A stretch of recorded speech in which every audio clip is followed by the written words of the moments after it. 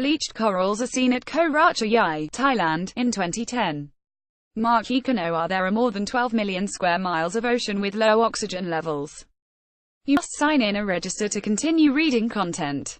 By Seth Borenstein, Associated Press, Washington. Global warming is making the world's oceans sicker, depleting them of oxygen and harming delicate coral reefs more often, two studies show.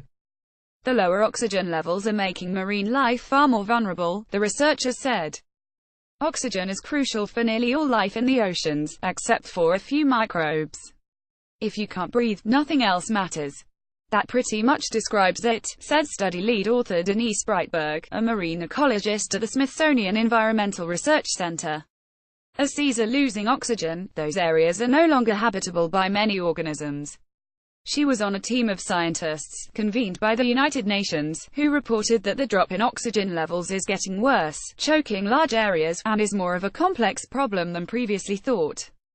A second study finds that severe bleaching caused by warmer waters is hitting once colorful coral reefs 4 times more often than they used to a few decades ago. Both studies are in Thursday's edition of the journal Science.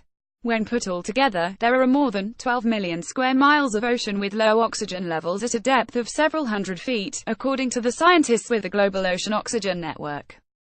That amounts to an area bigger than the continents of Africa and North America, an increase of about 16% since 1950. The report is the most comprehensive look at oxygen deprivation in the world's seas.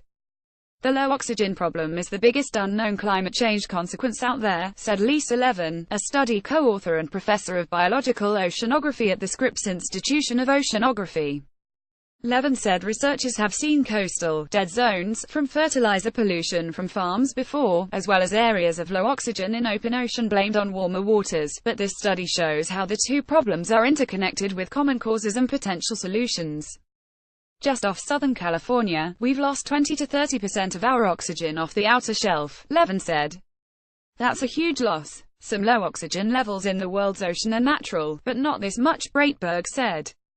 A combination of changes in winds and currents, likely from climate change, is leaving oxygen on the surface, and not bringing it down lower as usual.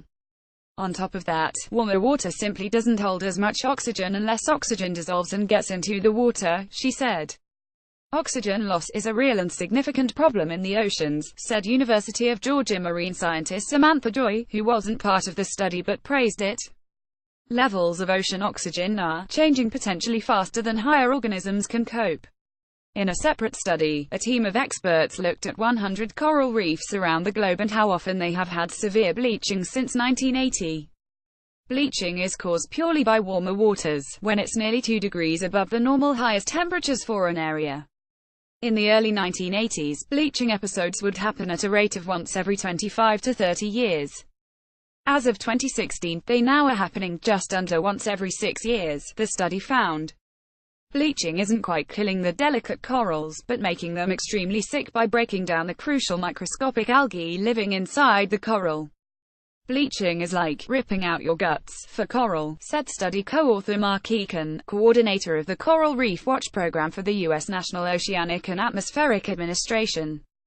Guam has been one of the hardest places hit with 8 severe bleaching outbreaks since 1994, 4 of them in the last 5 years, Eakin said. The Florida Keys, Puerto Rico and Cuba have been hit 7 times. It takes time to recover from bleaching, and the increased frequency means coral doesn't get the chance to recover before the next outbreak, Eakin said. Only 6 of the 100 coral reefs weren't hit by severe bleaching, 4 around Australia, 1 in the Indian Ocean and another off South Africa. Georgia Tech climate scientist Kim Cobb, who studies reefs but wasn't part of this international team, applauded the research and said that as the world warms more there will be profound and lasting damage on global reefs.